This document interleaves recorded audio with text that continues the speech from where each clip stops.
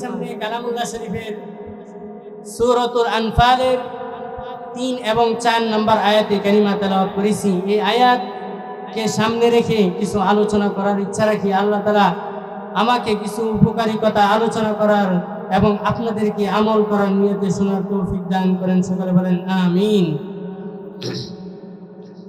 আল্লাহ তাআলা আমাদেরকে বিশেষ কিছু নিয়ামত দান করেছেন।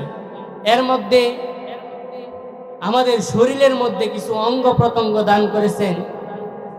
যেমন আমাদের শরীরের মধ্যে পঞ্চ ইন্দ্রিয় অর্থাৎ 5টা বিশেষ নিয়ামত আল্লাহ তাআলা আমাদেরকে আমাদের শরীরের মধ্যে দান করেছেন। যেমন এই চোখ একটা আল্লাহ তাআলার বিশেষ দেওয়া নিয়ামত। জোরে বলেন ঠিক কিনা? এই চোখ কত বড় নিয়ামত! যার চোখ নাই সে বুঝে যে চোখ যে নাই, চোখে যে দেখে না সে বুঝে কত বড় নিয়ামত এই চোখটা।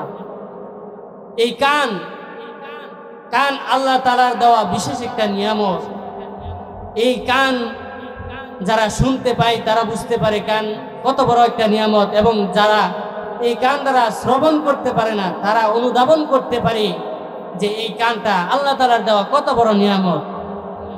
এই ব্রেন, যে ব্রেন খাটায় আমরা কথাবার্তা বলি, বিভিন্ন চিন্তা ধারণা করি, এই ব্রেনটা আল্লাহ তাআলার দেওয়া একটা বিশেষ নিয়ামত।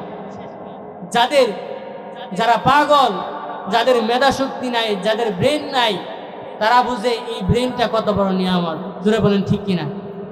ঠিক তেমনি ভাবে আল্লাহ তাআলা আমাদেরকে জবান নামক একটা বড় একটা নিয়ামত আল্লাহ তাআলা আমাদেরকে দান করেছেন। যারা কথা বলতে পারে না তারা বুঝে এই জবান যে কত দামি একটা জিনিস। ঠিক তেমনি ভাবে পঞ্চ ইন্দ্রিয়, পঞ্চম নাম্বার হচ্ছে আল্লাহ তাআলা আমাদেরকে যে আশরাফুল মাখলুকাত মানুষ হিসাবে সৃষ্টি করেছেন। আল্লাহ তাআলা যে আমাদেরকে এত সুন্দর একটা চেহারা, আল্লাহ তাআলা আমাদেরকে এত সুন্দর একটা বডি আল্লাহ তাআলা আমাদেরকে দান করেছেন।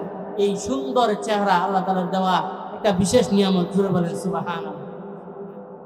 তাহলে আমার আপনার শরীরের মধ্যে বিশেষ 5টা নিয়ামত পাইলাম।